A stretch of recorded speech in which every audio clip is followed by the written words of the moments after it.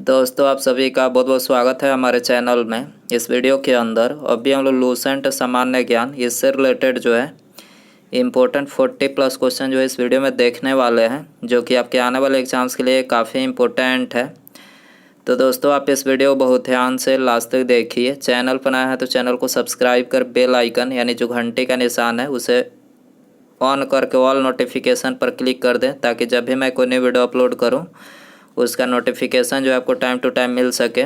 तो चलिए शुरू करते हैं। देखिए यहाँ पर हमारा पहला क्वेश्चन दिया गया है, डैश भारत का पहला स्वदेश निर्मित युद्धपोत है। तो भारत का पहला स्वदेश निर्मित युद्धपोत इनमें से कौन सा है? तो ये है INS गोदावरी। आपको याद रखना है INS गोदावरी जो है ये भारत का पहला स्वदेश निर्मित युद्धपोत है। इसके अलावा बाकी जो 3 ऑप्शन दिए गए हैं ये भी देख लेते हैं। INS अरिहंत की बात करें तो देखिए INS अरिहंत जो है ये स्वदेश निर्मित प्रथम परमाणु शक्ति चालित पनडुब्बी है। INS अरिहंत क्या है? स्वदेश निर्मित प्रथम परमाणु शक्ति चालित पनडुब्बी। ऑप्शन बी में जो दिया गया है INS तलवार, तो ये रूस में बनाया गया था, जिसे 18 जून 2003 को जो है भारतीय नौसेना में शामिल किया गया। और ऑप्शन सी में जो दिया गया INS शिवालिक, ये भारत द्वारा निर्मित पहला स्टेल्थ युद्धपोत है। याद रखना है आपको। क्वेश्चन नंबर 2 है, डैश को मानव उपयोगकर्ता और कंप्यूटर हार्डवेयर के बीच एक इंटरफेस के रूप में जाना जाता है। तो किसको जाना जाता है? ऑपरेटिंग सिस्टम को। ठीक है, ऑपरेटिंग सिस्टम को मानव उपयोगकर्ता और कंप्यूटर हार्डवेयर के बीच एक इंटरफेस के रूप में जाना जाता है। इसके अलावा यहाँ पर कुछ महत्वपूर्ण ऑपरेटिंग सिस्टम और उनके उदाहरण लिखे हैं। एंड्रॉयड OS जो कि मोबाइल के लिए उपयोग किया जाता है। इसके अलावा Unix, Linux, Xenix, Apple Mac OS, Microsoft Windows 95, 98, 2000, ME, XP, Windows Vista, Windows 7 और विंडोज़ 10। इसके अलावा गूगल क्रोम OS, ये सभी क्या है? तो ये ऑपरेटिंग सिस्टम के उदाहरण है। क्वेश्चन नंबर 3 है, फोर्ट्रान डैश है। तो देखिए फोर्ट्रान जो है ये पहली उच्च स्तरीय प्रोग्रामिंग भाषा है। पहली उच्च स्तरीय प्रोग्रामिंग भाषा है फोर्ट्रान। ठीक है, फोर्ट्रान भाषा का प्रयोग वैज्ञानिक और इंजीनियरों द्वारा गणितीय सूत्रों को आसानी से हल करने तथा जटिल वैज्ञानिक गणनाओं में किया जाता है। याद रखना है आपको, फोर्ट्रान जो भाषा है इसका प्रयोग वैज्ञानिक और इंजीनियरों द्वारा गणितीय सूत्रों को आसानी से हल करने तथा जटिल वैज्ञानिक गणनाओं में किया जाता है। फोर्ट्रान बीजगणित पर आधारित प्रोग्रामिंग भाषा है। ठीक है, क्वेश्चन नंबर 4 है, निम्नलिखित में से किसे वर्ल्ड वाइड वेब का जनक माना जाता है? तो वर्ल्ड वाइड वेब WWW का जनक किसे माना जाता है? तो देखिए ये माना जाता है सर टिमोथी जॉन बर्नर्स-ली को। ठीक है, तो ऑप्शन बी यहाँ पर करेक्ट हो जाएगा। क्वेश्चन नंबर 5 है, निम्नलिखित में से किसका उपयोग जल के शुद्धिकरण के लिए किया जाता है? तो जल के शुद्धिकरण के लिए फिटकरी का उपयोग किया जाता है, फिटकरी। ऑप्शन सी करेक्ट हो जाएगा। निम्नलिखित में से कौन सा भारत में बिजली उत्पादन का मुख्य स्रोत है? बिजली उत्पादन का मुख्य स्रोत कौन सा है? ताप विद्युत है। ताप विद्युत बिजली उत्पादन का मुख्य स्रोत है। ऑप्शन ए करेक्ट हो जाएगा। इनमें से कौन सा भारत का अधिसूचित बायोस्फीयर रिजर्व नहीं है? इनमें से कौन सा भारत का अधिसूचित बायोस्फीयर रिजर्व नहीं है? तो नल्ला माला जो है बायोस्फीयर रिजर्व नहीं है। ऑप्शन डी करेक्ट हो जाएगा। इसके अलावा यहाँ पर प्रमुख बायोस्फीयर रिजर्व के कुछ नाम लिखे हैं। पहला दिया गया है नीलगिरी, कहाँ पर है? तमिलनाडु, केरल और कर्नाटक में है। नंदा देवी उत्तराखंड में है। नोकरेक मेघालय में है। मानस असम में है। सुंदरबन पश्चिम बंगाल में है। मन्नार की खाड़ी तमिलनाडु में है। ग्रेट निकोबार अंडमान एवं निकोबार में है। सिमलीपाल उड़ीसा में है। डिब्रू सेखोवा असम में है। देहाग देबांग अरुणाचल प्रदेश में है। कंचनजंगा सिक्किम में है। पंचमढ़ी मध्य प्रदेश में है। अगस्त्य मलाई तमिलनाडु में है। अचन कुमार अमरकंटक मध्य प्रदेश में है। कच्छ का रण गुजरात में है। कोल्ड डेजर्ट हिमाचल प्रदेश में है। शेषचलम आंध्र प्रदेश में है। पन्ना मध्य प्रदेश में है। याद रखना है आपको। क्वेश्चन नंबर 8 है, डैश एक उपकरण है जिसके द्वारा एक ही वस्तु की 2 अलग अलग तस्वीरों को एक साथ देखा जा सकता है। एक ही वस्तु की दो अलग अलग तस्वीरों को एक साथ देखा जा सकता है किस उपकरण के द्वारा? तो ये स्टीरियोस्कोप के द्वारा देखा जा सकता है। ऑप्शन ए करेक्ट हो जाएगा।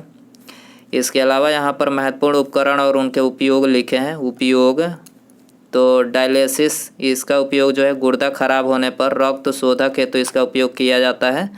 स्टेथोस्कोप हृदय व फेफड़े की गति के अध्ययन हेतु तो इसका उपयोग किया जाता है। कायमोग्राफ रक्तदाब धड़कन के अध्ययन के लिए इसका उपयोग किया जाता है। कार्डियोग्राफ हृदय गति का इसे मापन किया जाता है। क्रेस्कोग्राफ पौधों की वृद्धि का अभिलेखन किया जाता है। फोटोमीटर प्रकाश दीप्ति का मापन किया जाता है। सेक्सटेंट ग्रहों की ऊंचाई जानने हेतु तो इसका उपयोग किया जाता है। स्पेक्ट्रोमीटर प्रकाश का अपवर्तनांक ज्ञात करने के लिए इसका उपयोग किया जाता है। टैकोमीटर मोटर बोट वायुयान का वेग मापक के रूप में इसका इस्तेमाल किया जाता है। पायरोमीटर अत्यंत उच्च दाब का मापन इसके द्वारा किया जाता है। श्रीहरिकोटा से PSLV C-17 द्वारा एक डैश उपग्रह CSAT 12 प्रक्षेपित किया गया था। तो ये क्या था? संचार उपग्रह CSAT 12 जो है प्रक्षेपित किया गया था PSLV C-17 के द्वारा। तो ऑप्शन ए करेक्ट हो जाएगा। दोस्तों, यदि आपको वीडियो पसंद आ रहा है तो प्लीज़ वीडियो को लाइक करें, अपने दोस्तों में शेयर करें और चैनल पर नया है तो चैनल को सब्सक्राइब करके बेल आइकन प्रेस करें। अगला क्वेश्चन देखते हैं। निम्नलिखित में से कौन सा कानून पर्यावरण सुरक्षा से संबंधित नहीं है? पर्यावरण सुरक्षा से संबंधित इनमें से कौन सा कानून नहीं है? तो बंदरगाह कानून संशोधन अधिनियम 1997 ये पर्यावरण सुरक्षा से संबंधित नहीं है। किस भारतीय संगठन द्वारा सूर्य के प्रकाश से ईंधन के निर्माण हेतु एक कृत्रिम पत्ता विकसित किया गया था? तो किस भारतीय संगठन के द्वारा किया गया था? तो देखिए ये किया गया था CSIR के द्वारा किया गया था। ऑप्शन ए करेक्ट हो जाएगा। किस गैस को हंसने वाली गैस के नाम से भी जाना जाता है? तो हंसने वाली गैस के नाम से भी ये जाना जाता है नाइट्रस ऑक्साइड को। ऑप्शन ए करेक्ट हो जाएगा। नाइट्रस ऑक्साइड यानी N2O का उपयोग निषेचक के रूप में भी किया जाता है। हरितगृह प्रभाव के लिए मुख्य जिम्मेदार गैस कौन सा है? तो CO2 यानी कार्बन डाइऑक्साइड गैस है। मीथेन को मार्स गैस भी कहते हैं। मीथेन धान के खेतों से, जानवरों के जुगाली से, खदानों से आदि जगहों से उत्पन्न होते हैं। मीथेन जो है, मीथेन गैस किससे प्राप्त होते हैं? धान के खेतों, जानवरों के जुगाली के खदानों से आदि जगहों से जो है उत्पन्न होते हैं। खदानों में व्हेल मछली में विस्फोट का मुख्य कारण क्या होता है? तो ये मीथेन गैस होता है। हीलियम गैस की बात करें तो हीलियम जो है अक्रिय गैस है जो वर्ग 18 के तत्व है। हीलियम का उपयोग गोताखोर द्वारा किया जाता है। बायोगैस में मेथेन 75% तक रहता है। याद रखना है आपको। क्वेश्चन नंबर 13 है। पद्म विभूषण से सम्मानित किए जाने वाली प्रथम भारतीय भारतनाट्यम नर्तकी का नाम बताइए। तो पद्म विभूषण से सम्मानित होने वाली प्रथम भारतनाट्यम नर्तकी का जो नाम है वो है सोनल मानसिंह। ठीक है, सोनल मानसिंह इनका नाम है। ऑप्शन ए यहाँ पर करेक्ट हो जाएगा। प्रथम पंचवर्षीय योजना किस मॉडल पर आधारित थी? वेरी इंपॉर्टेंट क्वेश्चन है ये। तो ये हेराल्ड डोमर मॉडल पर आधारित थी। ऑप्शन ए करेक्ट हो जाएगा। यूरोप में असहाय एवं बेघर बच्चों और परिवार की सुरक्षा को बढ़ावा देने हेतु किन संगठन ने ब्लू डॉट गतिविधि केंद्र की शुरुआत की है? किसने शुरुआत की है? तो ये की है यूनिसेफ एवं UNHCR ने। ठीक है, तो ऑप्शन सी यहाँ पर करेक्ट हो जाएगा। 10 कुमार चरित्र या टेल्स ऑफ 10 प्रिंसेस की रचना किसने किया था? 10 कुमार चरित्र यानी टेल्स ऑफ 10 प्रिंसेस की रचना किसने किया था? तो इसकी रचना जो है डांडी ने किया था। ऑप्शन डी करेक्ट हो जाएगा। 11वीं पंचवर्षीय योजना में से संबंधित कारीगरों को marketing export and services scheme द्वारा सहयोग दिया गया था। 11वीं पंचवर्षीय योजना में से संबंधित कारीगरों को marketing export and services scheme द्वारा सहयोग दिया गया था। तो ये दिया गया था हस्तशिल्प। ऑप्शन यहाँ पर करेक्ट हो जाएगा। Option A. अंडमान निकोबार द्वीप समूह का राजकीय पक्षी कौन सा है? अंडमान निकोबार द्वीप का राष्ट्रीय पक्षी कौन सा है? तो वहाँ का राष्ट्रीय पक्षी है would pigeon. Would pigeon option यहाँ पर करेक्ट हो जाएगा। भारत का राष्ट्रीय त्यौहार कौन सा है? Very important question. गणतंत्र दिवस जो है भारत का राष्ट्रीय त्यौहार है, ऑप्शन सी यहाँ पर करेक्ट हो जाएगा। जालियांवाला बाग हत्याकांड के विरोध का प्रत्यक्ष परिणाम है। जालियांवाला बाग हत्याकांड डैश के विरोध का प्रत्यक्ष परिणाम है, तो ये रॉलेट अधिनियम का प्रत्यक्ष परिणाम है। ठीक है, ऑप्शन बी यहाँ पर करेक्ट हो जाएगा। इनमें से कौन सा भारत का अधिसूचित बायोस्फीयर रिजर्व है? रिजर्व नहीं है।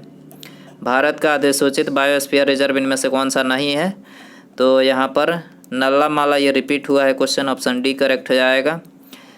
भारत में राज्य सरकार द्वारा डैश कर लगाए जाते हैं। भारत में राज्य सरकार के द्वारा कौन सा कर लगाया जाता है? तो ये शराब पर उत्पाद शुल्क लगाया जाता है। शराब पर उत्पाद शुल्क लगाया जाता है, ऑप्शन ए यहाँ पर करेक्ट हो जाएगा। 23 है। इनमें से कौन सा हड़प्पा स्थल गुजरात में पाया जाता है? कौन सा हड़प्पा स्थल गुजरात में पाया जाता है? तो धौलावीरा जो है ये गुजरात में पाया जाता है, ऑप्शन डी करेक्ट हो जाएगा। माउंट गार्डविन ऑस्टिन K2 की ऊंचाई डैश मीटर है। K2 की ऊंचाई कितनी है? तो इसकी ऊंचाई जो है 8611 मीटर है, ऑप्शन बी यहाँ पर करेक्ट हो जाएगा। माउंट एवरेस्ट की बात करें तो इसकी ऊंचाई कितनी है? 8848.86 मीटर जो है माउंट एवरेस्ट की ऊंचाई है। नेपाल में स्थित है माउंट एवरेस्ट, याद रखना है आपको। भारतीय संविधान के गणतांत्रिक होने का कारण क्या है? गणतांत्रिक होने का कारण क्या है? तो इसका कारण है इनमें निर्वाचन संसद का प्रावधान शामिल है। इनमें निर्वाचन संसद का प्रावधान शामिल है, ऑप्शन डी यहाँ पर करेक्ट हो जाएगा। इसके अलावा भारतीय संविधान के अनुच्छेद 79 में संसद के अंतर्गत लोकसभा, राज्यसभा और राष्ट्रपति आते हैं। दोनों सदनों द्वारा पारित विधेयक पर राष्ट्रपति द्वारा हस्ताक्षर करने के बाद विधेयक कानून बन जाता है। राष्ट्रपति भारत का वंशानुगत नहीं होते हैं। राष्ट्रपति को अप्रत्यक्ष रूप से चुना जाता है।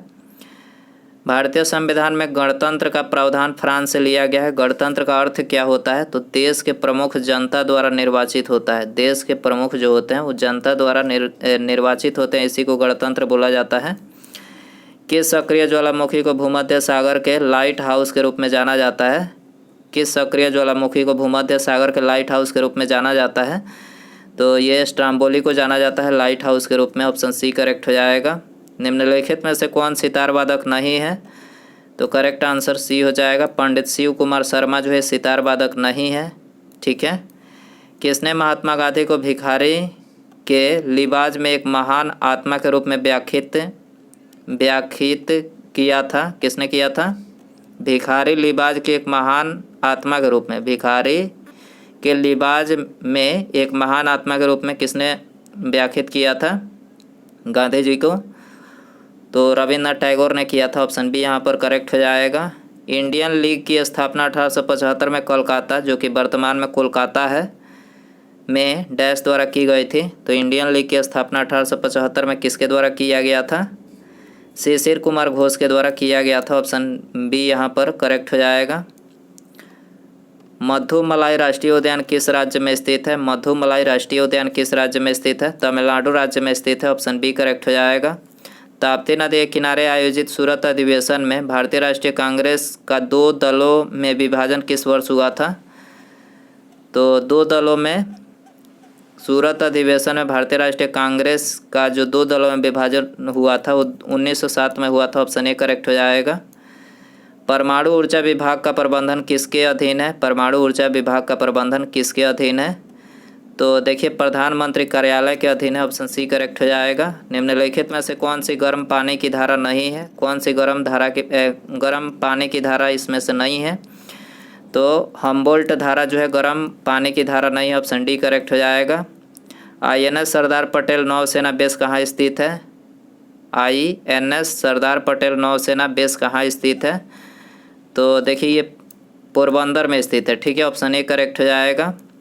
विश्व व्यापार संगठन WHO डैश का संवर्धन करता है। WHO किसका संवर्धन करता है? तो करेक्ट आंसर सी हो जाएगा। बहुपार्श्विक व्यापार का संगठन संवर्धन करता है, सी करेक्ट हो जाएगा। वायसराय की कार्यकारिणी परिषद में शामिल होने वाले प्रथम भारतीय कौन थे? Very important question. वायसराय की कार्यकारिणी परिषद में शामिल होने वाले प्रथम भारतीय कौन थे? तो देखिए इनका नाम जो था वो था सत्येंद्र प्रसाद सिन्हा। ठीक है, ऑप्शन सी यहाँ पर करेक्ट हो जाएगा। निम्नलिखित में से कौन सा युग्म संगठन और मुख्यालय का चयन करें, मतलब सही युग्म इसमें चयन करना है। संगठन और मुख्यालय कौन सा सही युग्म है, तो पहला ही सही है UNIDO। इसका मुख्यालय कहाँ पर है, वियना में है। ऑप्शन ए करेक्ट हो जाएगा।